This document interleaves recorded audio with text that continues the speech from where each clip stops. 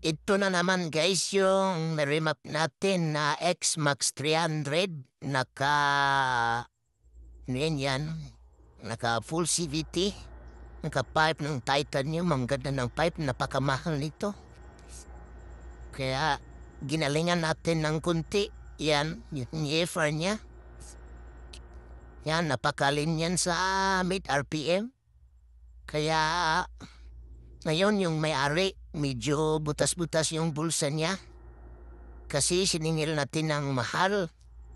Saka minikus-mikas ko na yan.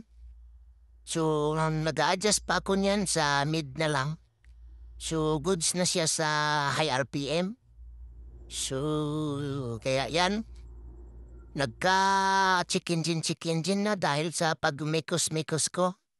Pero mawawala din yan maya-maya pagkatapos natin mag-tuning. Ganyan talaga yan.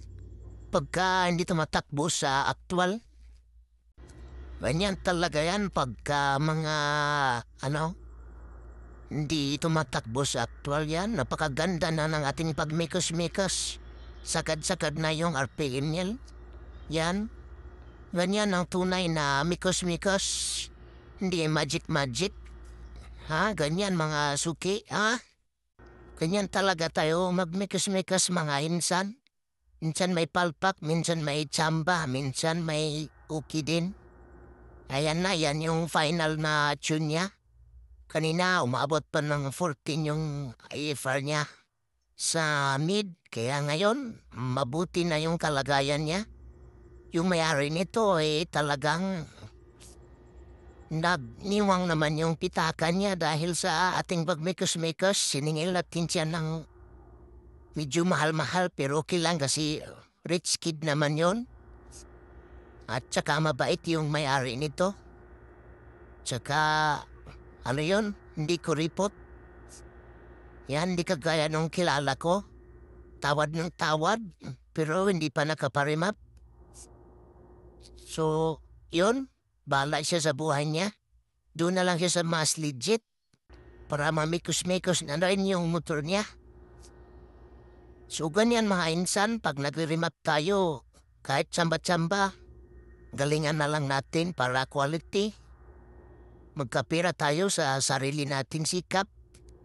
Pinagpawisan natin ng mainit at saka mainit na pawis. Yung pawis na tumutulo-tulo. Ganyan. Yan, sagad-sagad ko na yan dyan para matuwa yung mayari. Ayan, opo. Yeah! Very good. Talagang final tune na ito. Ayan.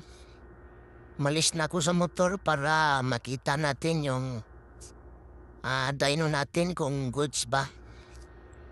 Ayan, ka-goods na yan. Sinagad ko na yan para walang tawad-tawad yung mayari. Ayan. Yan yung roller natin yan. Yan yung pagsalpak ng AFR kahit tsamba-tsamba yan. Very good na yan. Yan ang X-Max 300 version 1. Powerful. Pwede nang ilaban sa endurance ito. Para mag-iyak naman yung mga kalaban. Sa endurance, yun. Ayos, maraming salamat sa panonood mo, kaibigan. Sana ay maging okay ka na.